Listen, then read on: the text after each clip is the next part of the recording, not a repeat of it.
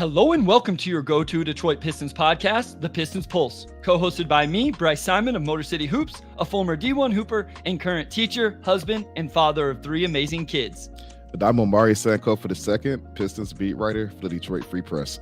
And of course, we're always blessed to be joined by our producer, Wes Davenport. And today we have the man, the GOAT, the legend.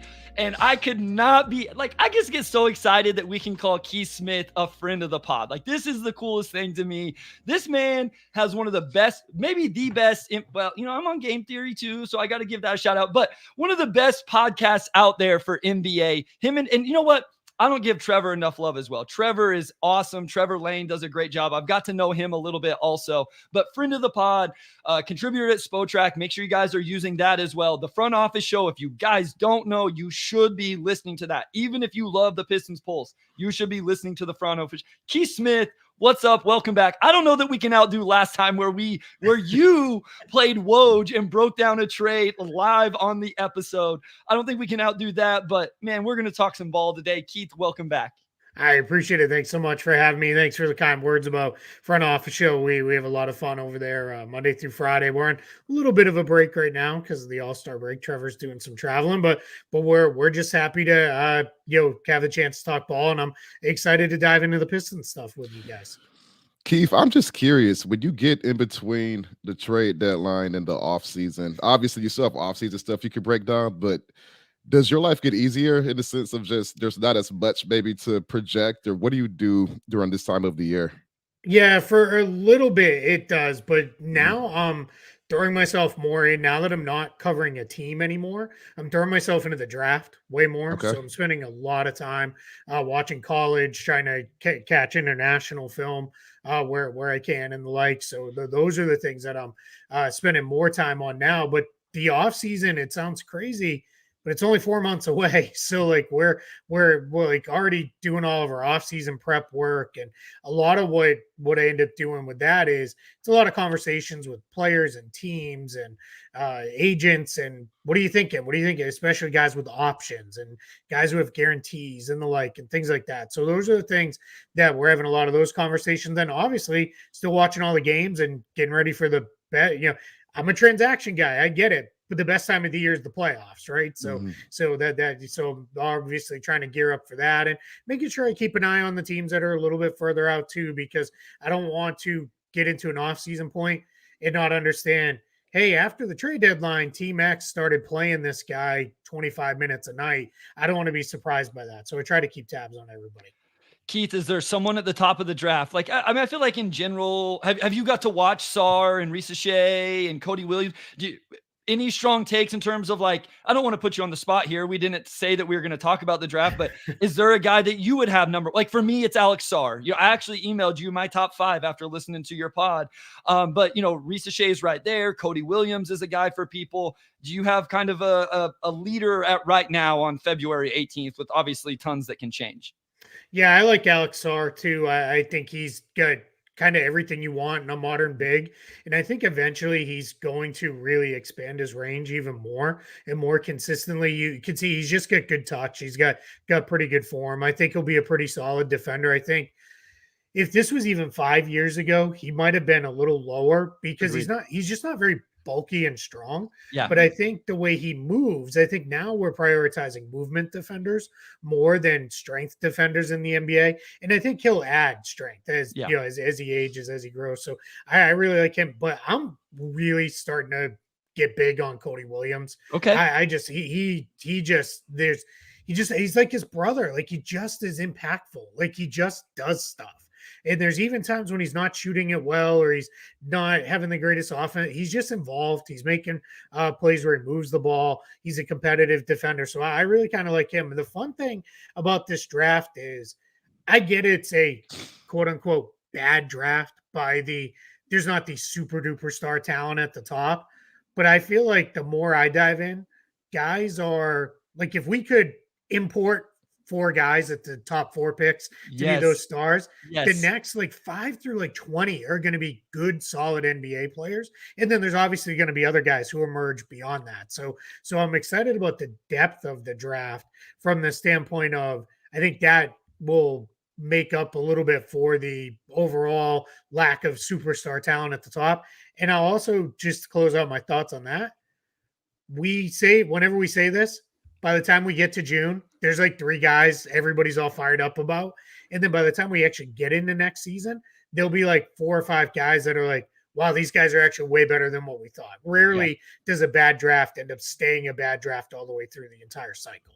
Yeah, I love what you said about importing 4 guys, because I've made that exact same kind of reference in terms of if you put, and not even Victor, but if you just put like Scoot, Brandon Miller, and Amin Thompson or something in this draft, everybody would be raving about Alex Sarr if it was your 4th pick, or Cody Williams if he was like, they just don't look like number 1 potential number 2 guys. And it's like, that's just this draft. We kind of have to change our mindset with what the number 1 pick looks like. But Omari, we do have to talk a little bit about some Pistons news that I don't think we talked about on our previous episode. And Keith, we'll get your thoughts on this as well. So Omari, just break down what we know about Isaiah Stewart's incident with Drew Eubanks before that game against the Phoenix Suns. Obviously, there's been reports he got arrested, released, it happened in the tunnel, whatever. What can you tell our listeners? And then we'll get Keith's thoughts and what he knows about it as well. Yeah. So of course, Isaiah Stewart punched Drew Eubanks. For those who were out of the loop this past week, I couldn't tell you what led up to it. Probably something in their last matchup against each other when Phoenix came to Detroit, but I really couldn't tell you what led to that beef. That led to them having an altercation hours before that last game on Wednesday. So I would assume that the NBA is waiting till after All-Star festivities die down a bit to hand out that punishment, and that could be handed out by the time this episode comes out. We will see. Beyond that, I don't have a whole lot else to add, except that it's just unfortunate for the Pistons, given that he had already missed the last 9 games leading up to All-Star break. And after an incident like that, especially with it being his 2nd incident, of course, after the LeBron situation a few years ago, you would think that they would hand down a stronger punishment. I don't want to try to predict how long it'll be, but we'll just have to wait and see as far as that. But obviously an unfortunate situation whenever you have a player get in trouble, and now you're looking at missing that player for several more games on top of what he already missed leading into All-Star break. Keith, what are your thoughts on this? And, Omari talked a little bit about maybe what the punishment will be or could be. Like, do you have any insight based on history of kind of how the league has handled these things with maybe other players, right, that have a little bit of history in these situations, have some other suspensions, that type of stuff? Yeah, I think one, you have a little bit of history here, so that's going to factor into the punishment as well. We've seen that, especially with Joe Dumars. He's referenced that in a handful of punishments he's handed down, whether they be fines or suspensions with that. I think also the NBA, they really don't like when this stuff happens off the court. They don't like it when it happens on the court either. But when it happens on the court, there's always the, I guess, the context of stuff happens in games. Guys get fired up and they go at each other sometimes. And sometimes it gets physical in a way, we don't really like, but they own that can happen. This happening hours before a game in a not even like maybe they did bump into each other, who knows, but whatever it was that happened, it was like, they're not going to like that. So I'm going to guess we're going to see Isaiah Stewart get hit with a fine, suspension, and he's probably going to miss a handful of games. Now, the question will be, would he have missed those games anyway? Because I know he's been dealing with an injury, so we'll find out what that looks like. But I do expect he's going to get hit semi-hard with this. I don't think it's going to be a 10-game suspension or anything like that, but I wouldn't be surprised if it's in the 3 to 5 game range, just because of the history and the fact that this happened off the court. All right, Keith, let's get into the deadline. So we're going to work kind of chronologically like we do with you. We're going to start at this year's deadline, though. We're going to move forward. We'll get your thoughts on the young core and how the team's looking, and then we'll get into the offseason, because I know Pistons fans have a lot of questions because there's a lot of talk about cap space and free agent class and all of that. But let's go back to the deadline. I want to zoom out first, and then we can ask you about specific deals. But zooming out, they get rid of Boyan and Burks and Monte Morris, like all of these older, quote unquote, players with expiring contracts. I know Boyan's not exactly expiring, but we all, the $2 million guarantee. They bring in not necessarily youth or younger players, but like 3-and-D, essentially guard wings, Grimes, Fontecchio. I think even like Troy Brown and Shake Milton would fit into that to some extent. What were your thoughts overall, just kind of on the roster construction, management, kind of like what this team now looks like here as we go through the next couple months to finish off the season? Yeah, I think even if we go back almost a month earlier to the Bagley trade, Sure. they signaled we're going after cap space in that trade, because otherwise there was no real reason to get off of his money for next year by giving up what they gave up to do that. So that was signal number one, right? Like we're going after cap space. So then it became, of course, we had a lot of stories of, well, we don't have to trade these guys. And I like to always remind people there's a ton of posturing that goes on at the trade deadline, right? It starts out with every guy you have to have 2 first-round picks for, and then sometimes it's all right, we're fine to take a single second and those kind of things. But given the Pistons year ago deadline where they kept those guys, that you had to at least go in saying, hey, maybe they will hang on to some of these guys. I think the Fontecchio deal, it started out slightly confusing because it was, what is happening here? Like this guy is, where you're taking on a little bit of money here in this trade. You're picking up a guy who, if you want to keep him, you're going to have to re-sign him. What is that going to look like? But when you look at it in the aggregate, it makes a lot more sense, because my guess is they were probably somewhat far down the line on the Bogdanovich trade when the Fontecchio deal got done. These things, we like to think of them as all sequential order. And that's like, my brain wants to think of these things this way just because it makes it very simple math wise, but that's not how it works, right? You're having 100 conversations at once and you're trying to just piece it all together. And then ultimately there comes a time where it's like, all right, we have to lay these out now because we have to order them to get the transactions in. But I think what they're doing here is, it was just a reset of things with, get the long-term money out, but let's still have a few vets here. But these are now vets where we don't have to play them. Well, we don't have anything invested in Troy Brown Jr. We don't have anything invested in Shake Milton. We have nothing invested in Evan Fournier. If they play, great. If they don't, it's not the end of the world. Where guys like Bogdanovich, you had an investment in him because they had traded for him and extended him. Burks, you went out. I know that was a salary dump trade initially, but you've had him for a couple years. Kevin Knox was a guy you actively signed. So now you've changed it to, hey, if we want to have a game where Thompson's going to get 40 minutes tonight, no matter if he throws the ball in the 8th row 25 times, like, you could do it, because no one's going to say, we really should play Alec Burks. And if, if Evan Fournier is getting upset, you're like, cool, man, like, you're probably out of here in 4 months anyway. So we don't necessarily really care all that much if you're upset while the kid is out there making mistakes. So that's, I think, the rebalancing. And then obviously getting off that future money gave them that flexibility moving forward. The Pistons were more active than any other team during the deadline by a pretty wide margin, which is not surprising given the circumstance that they started the season under, which everybody knows. Don't necessarily need to recap. Overall, not necessarily a grade on their deadline, but sort of, what did you see the Pistons trying to accomplish with the moves they made? Obviously, with Fontecchio and Quinton Grimes probably being the 2 most significant assets they got back. Yeah, I feel like, and I didn't mention Grimes before, and Grimes is obviously in a different case than a lot of those other guys, because he is somebody you can move forward with as part of things there. So I think that was a great pickup. I think overall, when you look at all their moves, like you said, the Fontecchio move initially seemed a little confusing because that one came out early in the morning, right? Or at least in the morning portion. And then the rest built as the day went along. That one was a little like, okay, I guess add a shooter for not really all that much. Sure, why not? But then when you looked at the rest, it was like, okay, I kind of get this.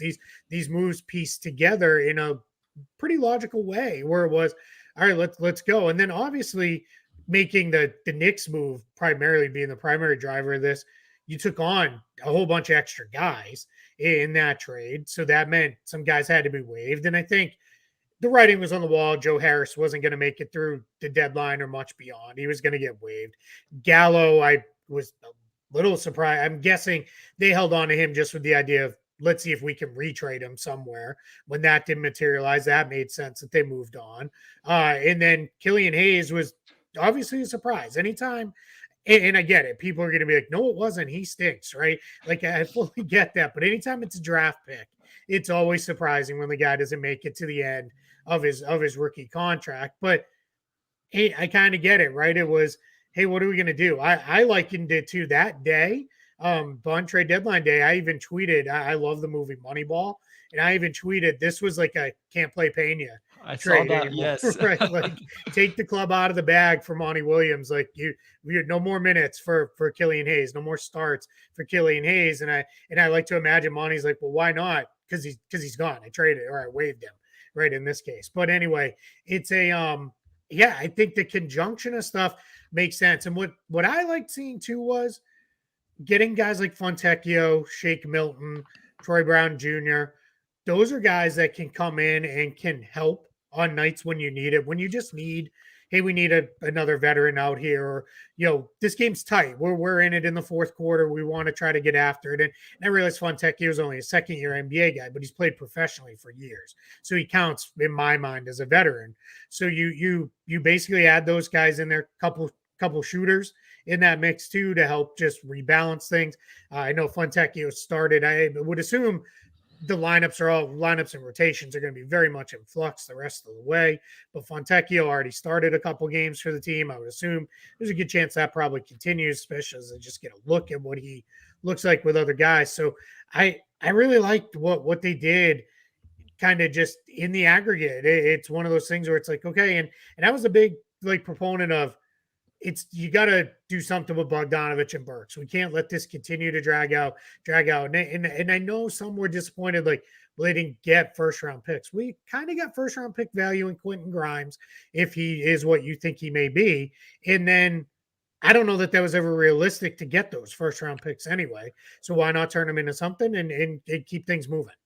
All right, Keith, I want to go back to Fontecchio just a little bit, and then we will get back into, because I think it'd be nice to talk about Burks and Boyan and the value of all that. The Fontecchio one was surprising to me because I was like, oh, this makes sense, right? A 27, 20-year-old who can space the floor. I think he's a little better defensively than what people just automatically think. Like, they probably think he's just a traffic cone. It's like, no, this is a big, strong wing forward that plays hard, at least if nothing else, on that end of the floor. I saw a lot of national media people crush this. Like, why are they giving away pick 34? I realize that, but also my quick argument is, how many young guys can they conceivably have? They're already valuing a ton of these, and you're going to have a top 5 pick. So that was my thoughts. What were your thoughts on that individual trade? I know you've mentioned it a couple times. And then this question from QT, he will help. How much is he going to re-sign for, though? So he is in a contract year. So maybe you can give us some insight into what that could look like potentially this offseason. Yeah, so if we start with the trade part of things, I think the value is fine because of what you referenced. The one spot where this team doesn't have a lot is at the forward position. They've got some bigs. They've got some guards. They just don't have a lot of forwards on this team, because I think Thompson is still, he's more of like a true wing to me versus a forward guy. So you get that. Obviously, we know the shooting is not where we probably want it to be. So that gives you some shooting there. So I think that's fine. And I think the idea of the sense of the how was I going to say this? The giving up the draft pick, you're spot on with that. At some point, it's like, all right, we can't have 35 kids on this roster, and you're going to add another, barring complete disaster, another top 3 pick. Hopefully, it doesn't go the way last year's lottery went, and it ends up the 5th, but at least a top 5 pick. And that's so now that guy's going to come in too. So now, when you start kind of replacing things a little bit, this makes a lot of sense. What he's going to re-sign for, that's a really fascinating question for 2 reasons. One is he's a restricted free agent. So the Pistons, should they choose to make him a restricted free agent, and I think they will, just given the value they traded for him, they're going to control the process. And restricted free agents get squeezed. They tend to be the last guys off the board in free agency, just because teams don't want to tie up the cap space. Even in the new rules where it's only a day, you still have to wait for the moratorium and all this other stuff. And teams just don't want to tie up the cap space waiting to find out, are we going to get said player or not? You also generally have to overpay, because if you give them any kind of fair value contract, the team's just going to match it and move on. So I think with Fontecchio, the Pistons' ability to control that process should keep his number a lot more reasonable. Restricted free agency, quite frankly, it sucks for the player. Like it's you get it because the team invests the draft pick in general for most restricted free agents. They developed the guy, they gave him millions of dollars already. You want to give them a leg up on retaining him, but from the player side, it's a flawed system. So they'll control it. Now, on the flip side, there's a lot of cap space out there this summer, and the free agent class isn't very good. So what you could see a team do is, let's say you're, and I'm completely making this up, but let's say you're Orlando or you're Oklahoma City, or a team that has a good amount of cap space, and you're like, you know what, we need a forward who can put the ball in the hoop and can shoot a little bit. They may come in with one of those overpay offers, and they may fly in with a, hey, let's do something that is 15 to 20 million a year, because our cap sheet can sustain it. It isn't going to hurt us. We can make this kind of move. And then that puts the Pistons in a spot where it is, all right, are we going to swallow hard and match this? Or are we just going to say, all right, we tried, but that's too rich for us. Let the guy move on. So I tend to think that probably won't go that way. So I'm going to guess something in the mid-level-ish range, probably the 10 to 14 million range.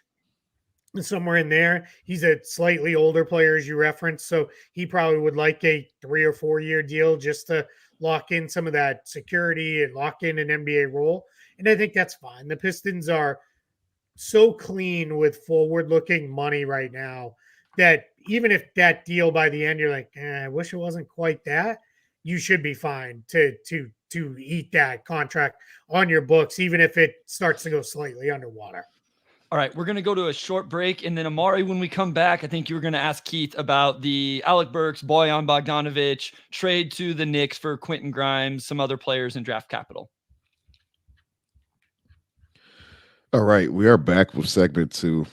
Keith, I think the Bojan Burks situation where the Pistons are playing these expiring 30-year-old guys has been, I don't want to say the bane of fans' existence, but that's been probably the top of the list as far as situations. You're just wondering how it'll be resolved. And the Pistons, of course, did not get a first-round pick, but they did get a guy in Quinton Grimes who they believe can be a key piece for this team moving forward.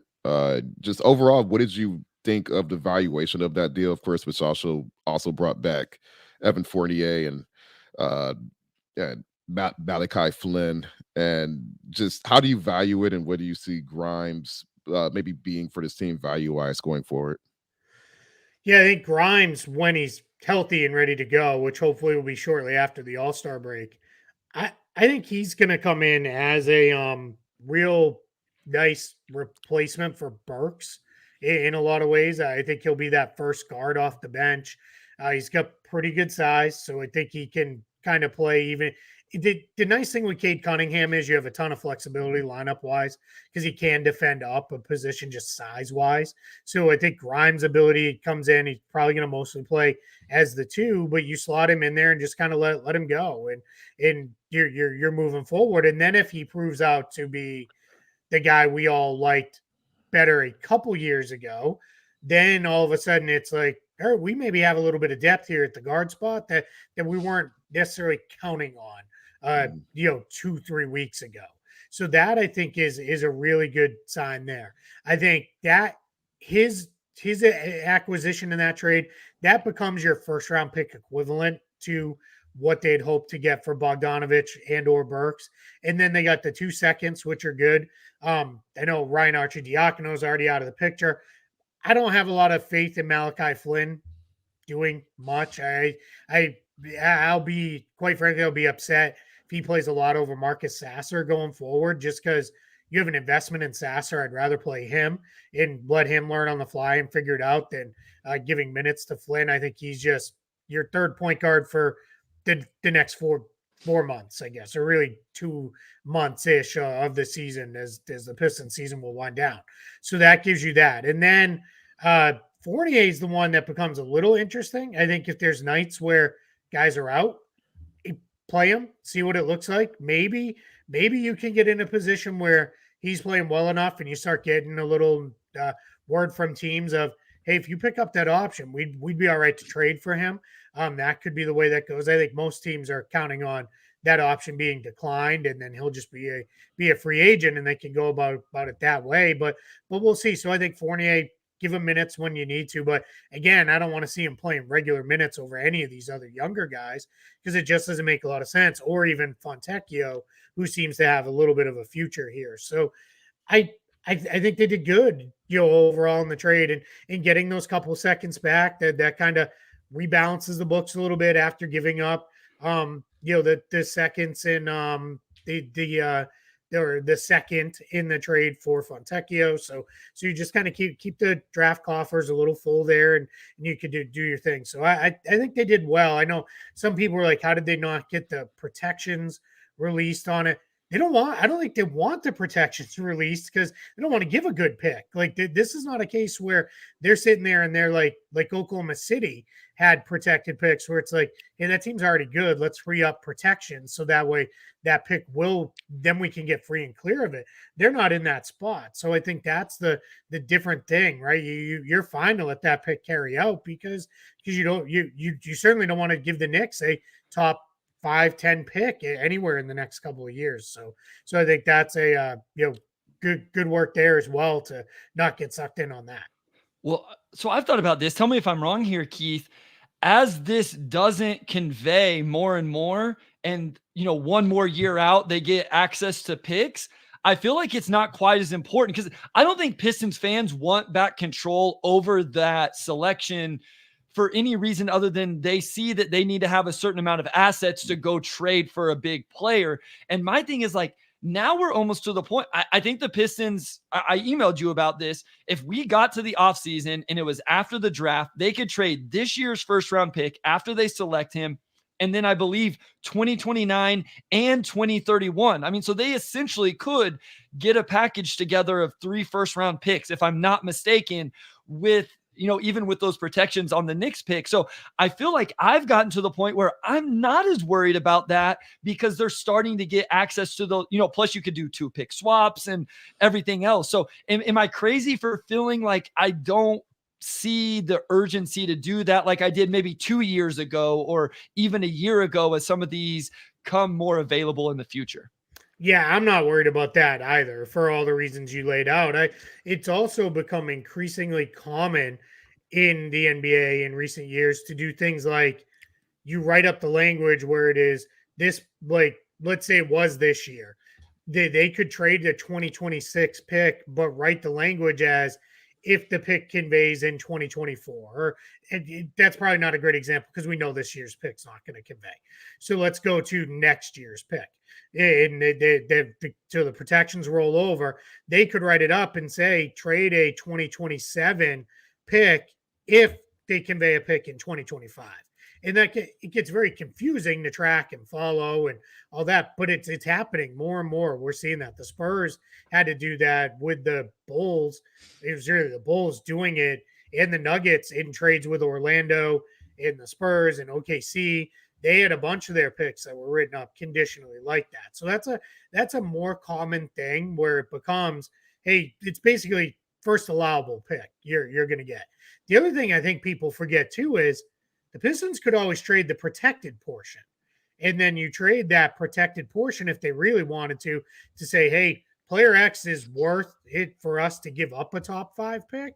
We'll trade that protected portion away. And then the team inherits it just like they would with whatever conditions are on it with the Pistons and the Knicks, or they could even chunk up those protections even more and say, hey, we're keeping it if it's top 1 or 2, and then the rest can go. And that starts to get a little confusing there because then you got to work out. And then if you don't send it, what happens and all these other things. And first round picks, we've had one, I think, in the last decade where it was if it didn't send, nothing happened, like it expired. And it was, I think, in one where a team was like, we're going to get it. So we're really not worried about it. And it did go to them early, but those are pretty few and far between. So yeah, I mean, draft pick wise, they're fine. As far as tradable assets go, yes, they owe this pick to the Knicks, but it's not going to be anything that's going to keep the Pistons from making a big trade if that big trade is out there to be made.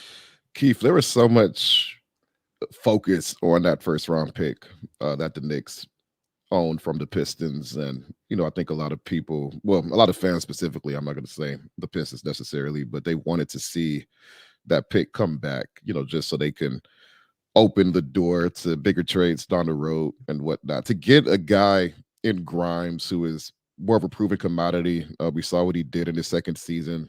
Year 3 has been a little bit of a down year. I guess where's the valuation that as far as that for a Pistons team that has a lot of young guys already? Just how much more valuable, or if not, do you see it just to get a guy in Grimes who fits an immediate need now and is a little bit further ahead of the timeline compared to who you would use that pick for? Yeah, I think this is a good way to split the difference for the Pistons, where it is we're not getting a complete mystery box in terms of another pick or a player who's played 100 minutes in the NBA or anything like that. Like, we're getting a guy who contributed as a regular starter to a playoff team a year ago. And that's not even like we're not even talking about a guy who had a great rookie season, then disappeared for 2 years and then came back. Like, just a year ago, he was a key player. And all that really happened was he got squeezed by the Knicks adding Josh Hart and then signing Dante DiVincenzo and having to go slightly different in the backcourt after Emmanuel Quickly was traded. They needed much more of an on-ball guy. Now, Quinton Grimes, what's been a slightly disappointing is he is still, this sounds so weird because this was always such a positive, favorable term, but he's just a 3-and-D guy right now.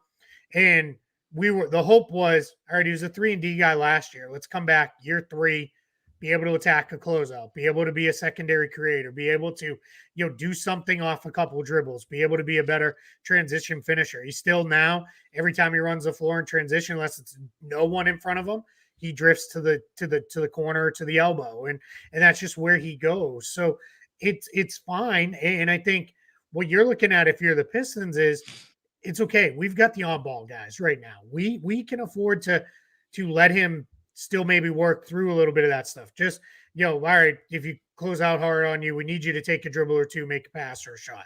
And that's fine. But I think they need a little bit more 3-and-D in their rotation. And this is a guy who can give them that 3-and-D and isn't 32 years old, right? He's still young. He's there. So I think that's the value that comes in. Whereas I get it, right? The whole idea of get a first round pick and the mystery, it can be anything, right? It can be, Isaiah Thomas is the, last pick in the draft and becomes an all-star, right? The chances are that's probably not going to happen. So if you had gotten, let's say the Knicks gave them their pick this year, you're getting a pick that's like 20th-ish in that range.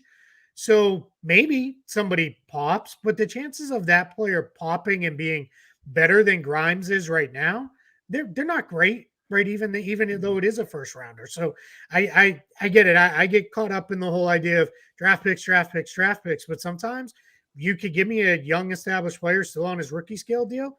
I'll take that all day, every day. So I also want to ask this because I found myself doing the same thing I did with the James Wiseman trade and the Marvin Bagley III trade, where it's like, okay, the value on this doesn't make sense, but if they unlock Marvin Bagley III, if they unlock James Wiseman, this makes a lot more sense. So my question, Keith, is one, my opinion is just the positional value makes more sense, right? We're talking about non-stretch bigs in those two guys on a team that already has non-stretch bigs. Grimes at least makes more sense positionally as, like you said, a 3-and-D guard / wing. Would you agree with that? And do you think he's just do you think he's a safer bet to at least be an NBA contributor compared to when those trades were happening, regardless of the value? Like, I realize that more was given up to get Grimes. Like, I understand that, but I feel like those is like, these guys really have to show more than what they've shown. Do you feel like Grimes is at least a little bit better of like, hey, this is at least a 8th, 9th, and maybe better, but rotation man on an NBA team? Yeah, I think so. Definitely way ahead of where Wiseman ever was at any point. Quinton Grimes, again, he started for a playoff team already and played pretty well that entire year. So where Wiseman, he hadn't shown much at all. So I think that's the one thing there. And for what it's worth, I still think there's a world where 2 years from now, James Wiseman is a solid rotational big. Just sometimes big men take a long time to figure it out. There's also a world where 2 years from now he's not playing in the NBA at all. So, all in, there's a big wide range of outcomes. Marvin Bagley was in such a weird spot because he put up pretty solid numbers, but on terrible Kings teams. So it was a little like that becomes that whole, well, what do I make of this piece? But Grimes, just when you're starting on a playoff team in your second year, that's good. And that wasn't a gifted starting spot. Tom Thibodeau doesn't do that. So he really earned that spot. And I think, and then when you look at what his profile is a guy who can, if all he ever is a pretty good 3-and-D guy, that's fine. As long as you don't go crazy with whatever you give him on his next contract, that's better than the two backup maybe bigs in Bagley and in Wiseman. So I think way ahead of where it was there as far as value and where the player was at the time they acquired him. Keith, this is a little bit more big picture, but I think this front office is figuring out the right moment to make that big splash. And, looked like for a moment they might do it this trade deadline. And then they decided, well, the deal we want isn't really there, so we're going to wait until this offseason. But that's sort of been the MO for this front office for a few years now.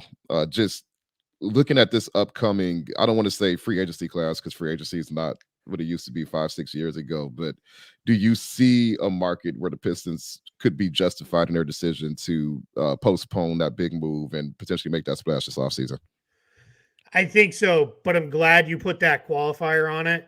It's not going to be by signing a player. Right. Well, let me put it this way. It better not be by signing a player. Or I'm going to come on here and I'm going to trash them up and down because that's like, no, not to give everybody PTSD and make them, scream at their computers. But then we're talking about Charlie Villanueva, Ben Gordon summers and, Josh Smith summer and that kind of thing. That would be a monumental mistake. There's just not going to be that kind of free agent out there. I mean, who knows what LeBron will do, but no offense, I don't think he's going to the Pistons. So it's just now maybe they draft Bronny and say, hey, Bronny at number one to get LeBron in free agency. Yeah. How did we change your mind here, fella? But I being realistic, I don't think that's where that's going to go. But I think what's going to happen, and we saw this, if you look at the trade deadline big, right, the entire 30-team league, there were not superstar trades made. I didn't like the characterization of nothing happened because I think people got a little caught up on Kevin Durant and Kyrie Irving last year, and that's pretty uncommon. We don't generally see guys like that get moved. But this year, if we expand it out, James Harden got traded earlier, Siakam, Anunoby, right? Those are all-NBA, all-star level guy, and then Anunoby, young player that everybody loves. They just happened early. Then in the trade deadline, it was a whole bunch of moves where it was, we're going to move money around. We're going to acquire role player X to try to beef ourselves up. But what we didn't see was teams say, now's the time. Let's go in on that guy. But we've got a couple factors at play here. Now I'll nerd out if I can just for a minute. Absolutely. We have roughly a third of the league, and it's probably going to be a little over a third of the league going into next offseason that are looking at apron issues. So either they're going to be at or above the first apron, and then at least half of that group, if not more, are dealing with second apron issues where we're going to be really expensive. Now, for teams like Boston, Milwaukee, Phoenix, the Clippers, those teams are all in. Those teams are all title contenders. So they're not going to worry about that stuff too much. For teams like the Warriors, it sounds crazy because they have a terrible record, but the Atlanta Hawks are in this spot. Some of those teams are in a position where we got to figure some stuff out. And you don't have to go any further than Joe Lacob basically said, we got to get out of this second apron repeater tax stuff because we're no longer good enough to justify spending, when you combine payroll plus tax penalties, over $400 million and then pushing up to, it's looking like they could be a $500 million roster next year between salary and taxes. So what you're going to see is you're going to see a handful of these teams, whether it be the Warriors or some of these other teams that just, we don't really want to live in this world. They're going to start making moves and they're going to start making trades where it is, we got to start shedding away some of this salary. I'm not saying Stephen Curry's getting moved, but wouldn't surprise me if, hey, Andrew Wiggins is on the move, or Chris Paul doesn't get picked up, or we don't even re-sign Klay Thompson, or we re-sign him to a much lower number. Or if you're in Atlanta, there's reason the buzz is building that Trae Young could be available, because the Hawks may look at this and say, our only real way out of this to reset our books and add talent is to trade Trae Young. And we're stuck in the middle with him. We're probably going to be stuck in the middle without him. So what difference does it really make? We might as well not be as expensive and at least have some stuff to build forward. So we've already started over on Front Office Show calling it Summer of the Trade, because I think you're going to see teams lining up to go get some stuff. One other team too, and this one could maybe be where the Pistons get involved. Unless Minnesota makes a real run at the finals, something has to give there. They cannot be as expensive as they project to be. They project to be a second apron team with only like 8 guys under contract. And that's before Mike Conley and now Monte Morris, before you do anything for re-signing those guys. And I think what they're going to do is look at it. Now, if they make a finals run, it changes the calculus and they'll probably say, all right, we can't, first great team we've ever had here, we can't break it up. But if they don't, I think you're going to see them look at it and say, all right, what are we going to do? We're not trading Anthony Edwards. That's our star. We're not trading Jaden McDaniels because he doesn't make enough to make a difference. Rudy Gobert anchors our defense in a way no one else really can.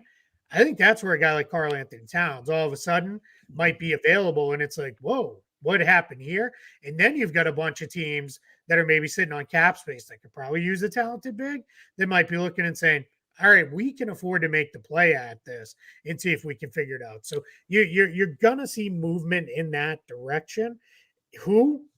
I don't know, right? Let's talk again in a few months when the playoffs have played out a little bit, and then we'll have a better idea. But we're definitely going to get that kind of movement for sure.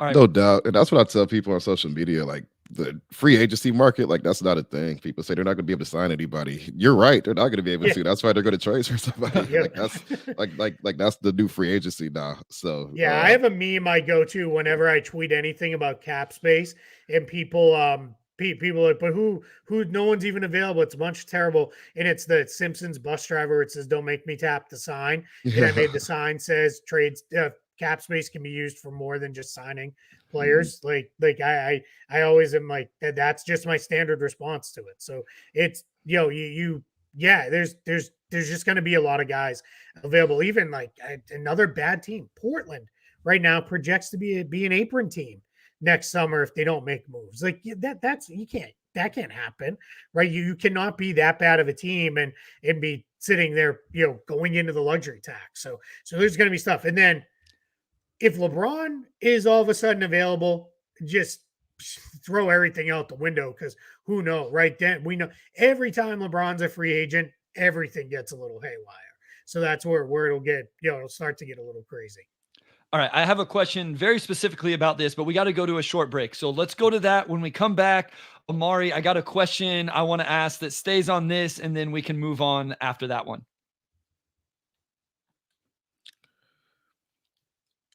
All right, we are back with segment 3. We're going to lead off with a question from Bryce here, and then looks like we have some questions, so we'll be able to dive into a few of those soon. All right, so Keith, I want to ask this because, and I talked to you about this a little bit before we started recording. So Team Savant brings up Brandon Ingram, right, with the Pelicans if things don't go there. Philip Binder brings up a team that you just said, Jeremy Grant with the Blazers. So my question, and you can use either one of those, is the cap space the Pistons have, how much value could that provide in one of those trades in terms of not sending anything back to those teams? I assume that opens up a rather massive trade exception and all. Like, is that valuable, or would a team actually want matching salary because you want to hold that, like that salary you have a certain term for it. I think you know where I'm going with this, where then you can flip that on, right? The Warriors did this with D'Angelo Russell, right? Like instead of not taking anything back, they wanted the salary so then they could move the salary. So am I like, which way am I making sense here in terms of, is this something that could be valuable in a trade, or does it end up not actually mattering that the Pistons have so much space that they don't have to send money back? Yeah, hugely valuable. How hugely valuable depending on the team you're trading with. So if let's say it was the Clippers who Okay. are committed to, we're going to stay over the apron and whatever, because Steve Ballmer made the money to pay the penalty in the time it took me to say this sentence, right? So it doesn't matter to him. He's committed to winning. For the Clippers, it doesn't have as much value to just straight up dump a contract to Detroit because they don't really care. They would rather have the contract to be tradable salary moving forward. If you're the Trailblazers, and let's use Jeremy Grant as an example, because there is history there, you are in a position where I don't want to be over the tax line. So it's massively valuable to me to send you Jeremy Grant and take nothing or very little back, because you could just absorb his salary by cap space. The Pelicans are a great team where they're right on the tipping point, right? It could depend. A guy like Brandon Ingram could be hugely valuable to just shed it and say, we're actually pretty good rolling forward with Trey Murphy and saying what we think we can do what we need to do there. The other piece of that with the Pelicans becomes, actually, you know what? We're not going to have enough maneuverability anyway if we move him. So we'd rather have some money back. Send us some money back. I think the Knicks trade was a great example right now at the deadline, because for the Knicks was, we either turn Fournier's $19 million contract into some other money that we either carry long-term forward. And, I know everybody's like, Donovan Mitchell, right? It's either that, or we turn it into kind of roll it over. And we get a guy who can help, obviously, in Bogdanovich. And we've got $19 million that we can still work with. And basically what you did was you kind of kicked the can down the road on, what do you do with that $19 million salary all the way through till next trade deadline? So that's the part of this. It's very dependent on teams. Now, you can even make it just much easier, even if it's not a team facing tax and apron issues. Let's say that the Pistons were hooked up with, I don't know, I'm making it up, but Orlando in trade talks. And they were like, we really want to get Wendell Carter Jr. or Jonathan Isaac.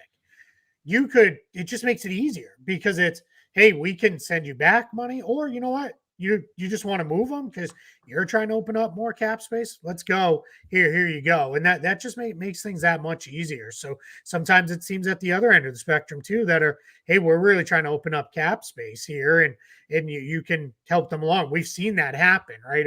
A few times in the Troy Weaver regime of, yeah, we'll eat your contracts for this. I think they're trying to maybe turn it slightly differently, where it is, we don't want to just eat every bad veteran contract because we're the only ones sitting here with cap space. But I do think it's a little different. Now, the one kind of cautionary thing that I'll say with this is not like it was a couple years ago where you can just sit on open cap space all the way into the season. And then you remember a couple years ago, the Pacers and Spurs, where everybody's favorite third team in the trade machines, because it was, they're not going to want to take, just send them there with a second, and that's good enough. You can't do that anymore. By the time we start the regular season, you have to be at the floor as far as what you have to spend. And if you're not already there, what happens is the league comes in and they put it's a false cap hold will sit on your books to eat up the difference. So you can't go into the season anymore with $30-40 million in cap space. You can go in with like 10-ish is roughly where it works out to. A little bit more than that. You could still sit on that. And the Pacers did that this year. That's part of how they made their sequence of moves to get Pascal Siakam. But that's the difference, right? That's where it just becomes a little bit different. So if you're gonna try to do the whole, hey, we'll be the facilitator, we'll take on money team, you got to do that sooner rather than later now. But I think it's more beneficial, especially this summer, going to be, hey, you know what? We want to be the Rockets. We want to take real steps forward. And the way you do that is The Rockets did it by signing guys. Maybe you sign a couple guys, but you trade for a couple guys too, and you kind of move it forward that way. No doubt. We have a few questions here. We're going to dive into these quickly. First, we have a question from my pops. With Simone, can I do a front-loaded deal with salary that decreases to offset the future impact of matching a restricted free agent offer overpaid by a different team? So can they sign Simone to a declining deal, basically in restricted free agency, and would that be something that could be beneficial for them? Yeah, they could. This is to go back to Orlando. No team loves a declining contract more than the Magic, and this is what they did with Wendell Carter Jr. Now, there's two things that come into play here. When you sign a player to a declining deal, it can make it really hard to extend them at the end of that declining deal because now their number's much lower. In a case of a guy like Fontecchio, it's probably never going to be an issue. He's never going to be a guy who's going to push for probably more than 20 million in a season, even if everything goes amazing. It's probably just not going to happen. So yeah, you could definitely do a deal where they may have already started these conversations, right? I always say, let's all be grown-ups on this stuff. Everybody's already talking, right? So they may already say, hey, we're willing to do a 3-year, $45 million deal where we give you 18 million in year one, and then we take it down year over year from there. And if that's where it goes, that's great, right? That's awesome for Detroit, because that as he ages and maybe slows down a little bit, that puts you in a better place. So Ben asked, and this is interesting because I think sometimes I want to just keep this big picture in mind, and the big picture is really starting to come very soon. And you can give your thoughts here, Keith, as well on what you think these kids are in terms of K, J.I., Duren. I think we still have, some more time to figure out Asar, obviously. But Ben says, do the Pistons have the ability to sign all three of these to rookie max extensions and have cap space? So, I mean, obviously, if these three are all good enough to have rookie max extensions, you drafted really well and you're going to feel pretty good about things. But just give us some perspective and that big picture view of what's coming with these guys' contracts and why maybe the Pistons need to go ahead and if they're going to make a big move, it probably, I feel like, Keith, does need to happen in the next 12 months or so. Yeah, and that's a great point at the end there. So let's start with Cade. That's this summer. He's extension eligible this summer. That conversation happens now. Now that it won't kick in until the following season, to the 25-26 season. But we're going to know where the Pistons and Cade Cunningham stand with their relationship. And I tend to believe he's probably going to get a max or near max deal. There's potential he could get like what I now call the Desmond Bane max, which is it's a functional max deal, but there's some incentives and bonuses to get him up to the overall number versus just walking in and handing him, here's the full 5-year max with, the designated player language and all that. Now, he may say it's that or nothing, right? And then we can make things kind of complicated and go forward. And that certainly has happened. That happened with DeAndre Ayton just a couple years ago, where DeAndre Ayton was, I need paid. Otherwise, I'll go into restricted free agency. Ultimately, the Suns matched it and then traded him a year later. But that one's going to be interesting. Quinton Grimes. Now you inherit his deal. He's extension eligible this summer. So those are going to be two things. So not only are the Pistons working with $60 million in cap space this summer, and what do we do with Fontecchio on a new deal? They're also working on the next deals for Grimes and Cunningham. Grimes could be one you may say, let's just punt it. Let's see what it looks like. Let's say for whatever reason he can only play 10 games the rest of the way or whatever. You may feel a lot more comfortable saying, we haven't seen enough from you with us. We want to delay on that.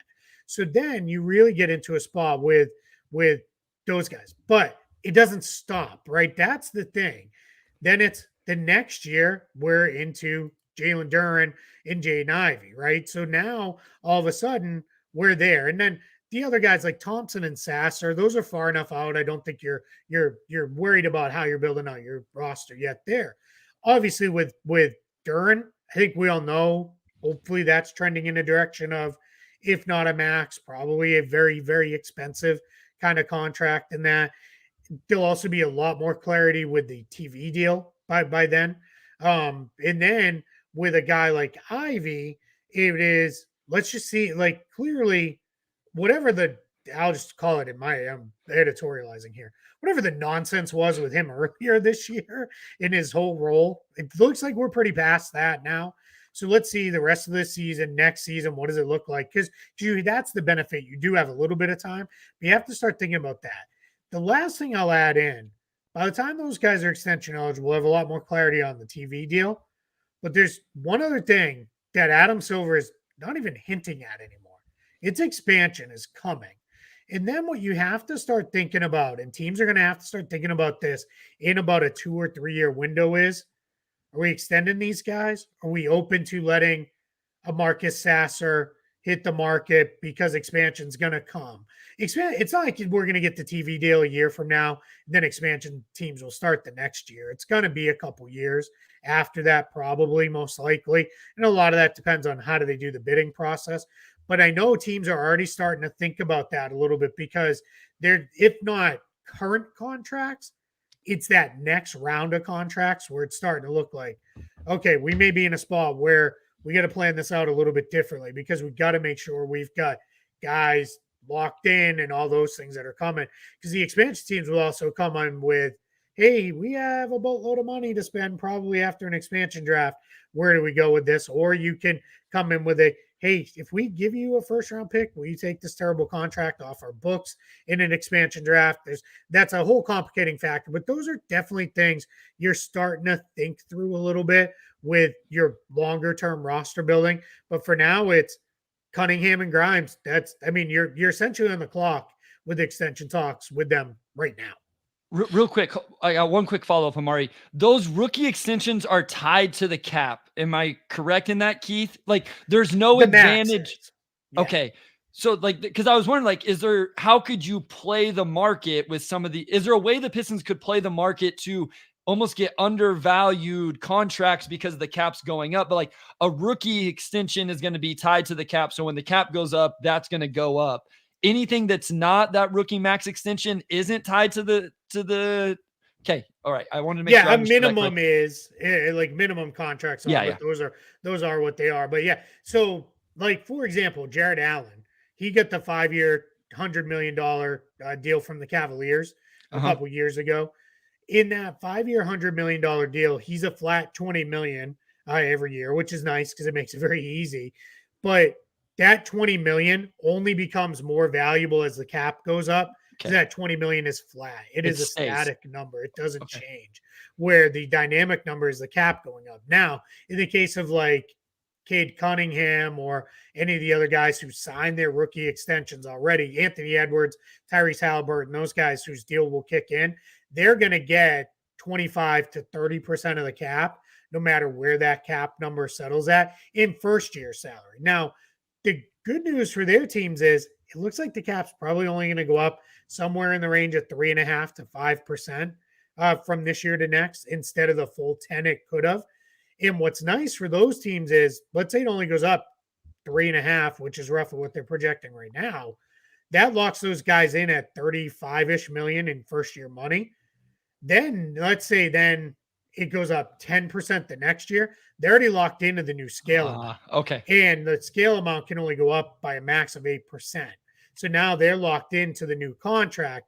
And as long as the cap growth outpaces their raise growth, they start to come down in percentage of cap year over year. So that's the thing right now.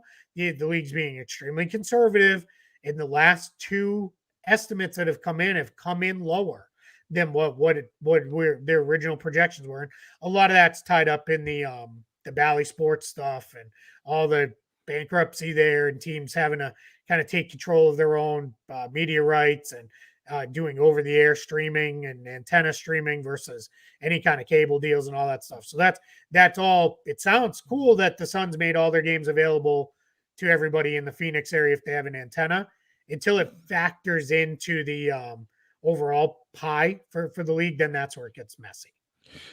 Keith, there's a lot the Pistons are juggling. No, it sounds like at this stage. For this offseason specifically, to what extent do they need to keep in mind some of these deals that could come up for guys like Ivy and Duran? Or do you just kind of push that aside and you just focus on making the roster and locking up guys down and you figure that stuff out later? Yeah, I think you keep it in mind, certainly, with Yeah. the length of contracts you acquire if you go out there and get a big contract. I know Zach LaVine was a whole thing for a little bit there. Mhm. But even Zach LaVine, we're now into to the point where Zach LaVine's contract, because the rest of this, you can't acquire him now. So you're really only talking about a 2 or 3 year contract. So by the time that's running out, you're now running into the new year and new money for those guys like Duran and Ivy. So you're not going to let it impact you too much if you trade for a big contract. Now, if it's a guy where he's on a big contract and he's only got 1 year left, that has to be factored in. Let's say they went out and got Brandon Ingram.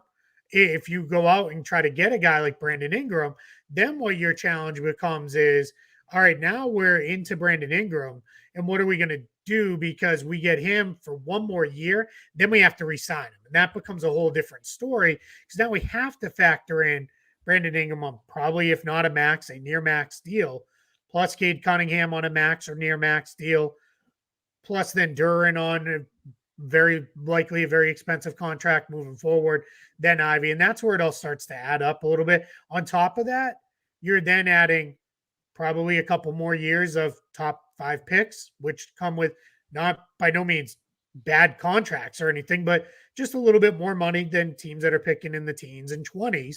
So you're talking about guys that are making 10 million a year instead of guys that are making 5. So that those all start to add up pretty quickly. Then obviously I know I kind of threw Karl Anthony Towns out there, but I think what's interesting with a guy like him is that's a long contract, right? Because that extension hasn't even started yet. So when that extension kicks in, now we're into a point where it is, all right, that's 4 years, and that has to be a factor because then you have to start thinking about, all right, are we okay with this? We're okay with it today. Today we're fine. We could probably even absorb it and still have 20 million in cap space to play with. It's what happens in year 2, 3, in year 4 of that deal. Where are we going with that? So that's where the long range balances in with the right now short term. Because I think if I told you, hey, on July 1st, they're getting Karl Anthony Towns, most people would be like, all right, let's go.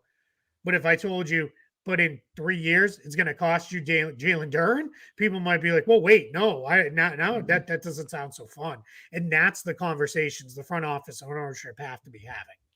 All right, last one here, Keith, and it's a little bit of nuance here, but I promised we had this question asked on Twitter, so I promised I would get to it. This is from Data Driven Piston Fan. He asked about the Burks TPE that was created. So was there a Burks what was the trade exception created in that trade with the Knicks? And if there was, they ask if it had to be used before free agency, or does it go away where the Pistons are an under the cap team and then would eventually become an over the cap team? Yeah, it's a really good question.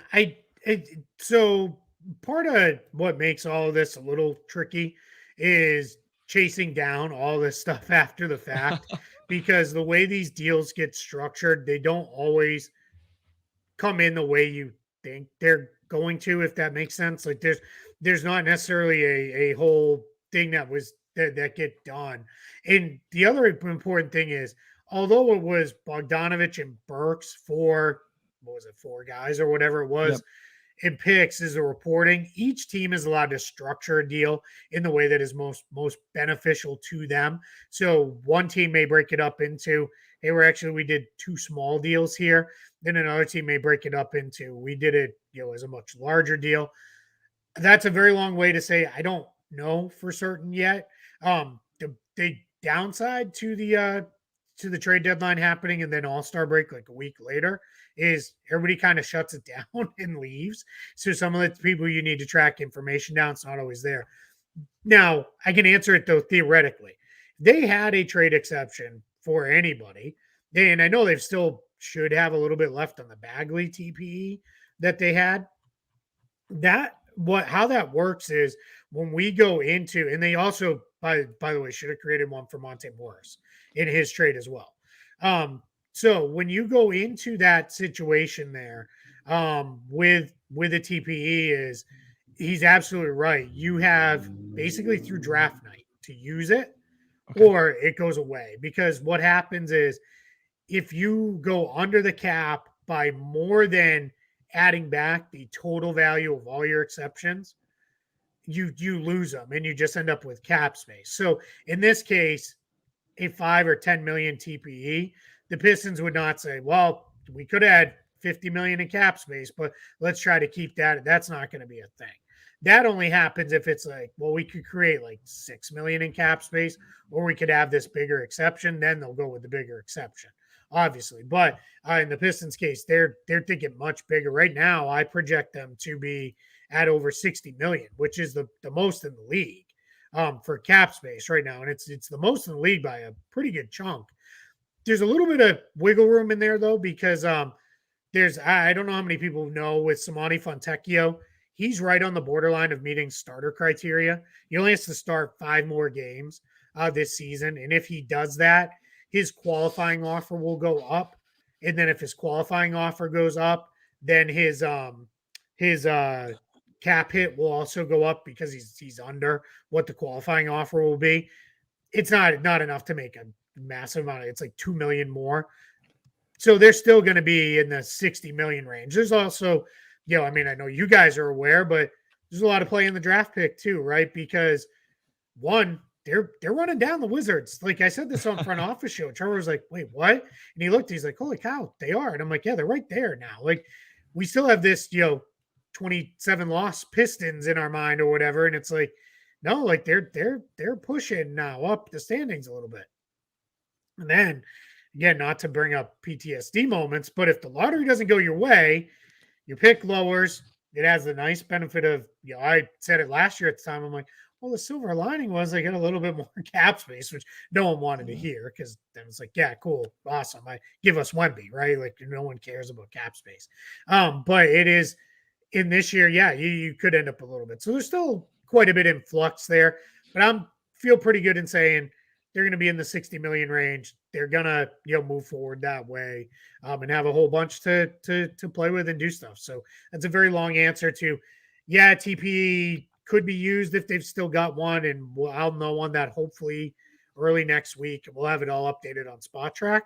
So you could have that in play by the time we get to the draft. But otherwise, shortly after the draft, that will go away when they go the cap space route. And it's important to note if they use it at the draft, let's say it had a 10 million and they brought in a 10 million player, excuse me, they will, that's 10 million. That's going to come off the books for next year if that guy's got a contract that carries into next season. So that's the challenge with that part of it too. Keith, thank you so much. Always have a blast. These ones are super easy for Omari and I because we just ask the questions and we let you cook and do you, and you're the best. And that's why we have you as often as we do. So you came on right before the deadline, came on right after the deadline. I'm sure we'll have you as we approach off season as well. And so thank you so much. Real quick, just let everybody know where they can. I know, I hope people know the podcast if they're not, but you write as well and the website and all that. So let people know where they can find all of that, your work, the website, what it offers, and the pod. Yeah. So if you like all this stuff, cap and roster and all this stuff, you can find all that kind of written work over at spottrack.com. I did a thing, if people hadn't seen it, I wrote a reaction piece to every single trade that was done. So even the Corey Joseph salary dump, like I wrote a reaction piece to that. I really got into every one of the deals that was done. The Ishmael Kamagate draft rights trade, like why and with that. So that's all up on Spot Track, and there'll be a lot more stuff coming. Big picture off season stuff. There's a lot of stuff coming down the line that is how do I put this? Like stuff that is just it's the stuff we're focused on off-season preview stuff, next contract series, next stuff for teams. I'm going to write a piece about the Timberwolves and everything they're facing. So that'll be all over at Spot Track. Then you can find the podcast I do with Trevor Lane, NBA Front Office Show. We do that Monday through Friday, talk about all the latest news and notes. We have a lot of fun. Every Friday is Front Office Fridays, which is a live show where we take questions. I know Doug McMenamin, who's in here, on our show, we call him Doug, not Dave. He's always in there asking good questions and having a lot of fun with us. And we have a great time with the Front Office Show and have a blast with that. And then Trevor and I started Substack called the Basketball Bulletin, which is where it's a chance for both of us to get some written thoughts out there that don't necessarily fit somewhere else. So for Trevor, it's a chance for him to do some non-Lakers stuff and get that out there. And then there's a chance for me to put some non-cap and roster stuff. So I'm going to have a lot of stuff. Bryce, I know I talked with you about this off air. I spend a lot of time and have spent more time this year watching Montverde Academy and spending a lot of time with them, which is the premier high school basketball factory in the world. And I've got a whole piece that I'm working on putting together it's not guys for this year, but it's all the guys you're going to be hearing about in 2025 draft. And it's Cooper Flagg. We all know him. But there's a lot more guys beyond him. And they've even got some younger kids, too, that are like sophomores and juniors that can really play, that are going to be, you're going to see them on the recruit list, and you're going to see all that stuff. So I've got a lot of thoughts about a lot of their players coming up with that, some scouting stuff for this year's draft class. So just different things from me, and that's what we're going to use the Basketball Bulletin for. Plus my game notes, whatever games I watch, if I made notes on them, I put those up the next morning. So we'll get back into that when NBA games get into full swing. Awesome. Thank you so much, Keith. Omari, take it away. Absolutely, Keith. Always a pleasure to have you on. No one does a better job of breaking down the NBA cap situation and everything else besides Keith. So always great to have you on, and we're looking forward to have you on again. Hopefully, pretty soon here as the Pistons enter the offseason as one of the main players to make some moves happen, and hopefully they'll have some stuff that we can break down then as well. So again, Keith, always a pleasure. Big thanks to our audio producer, Robin Chan, our editor-in-chief, Nicole Avery Nichols, our executive producer, Anjanette Delgado, and our sports editor, Kirkland Crawford. And as always, big shout out to Wes, and we will talk to you all next week.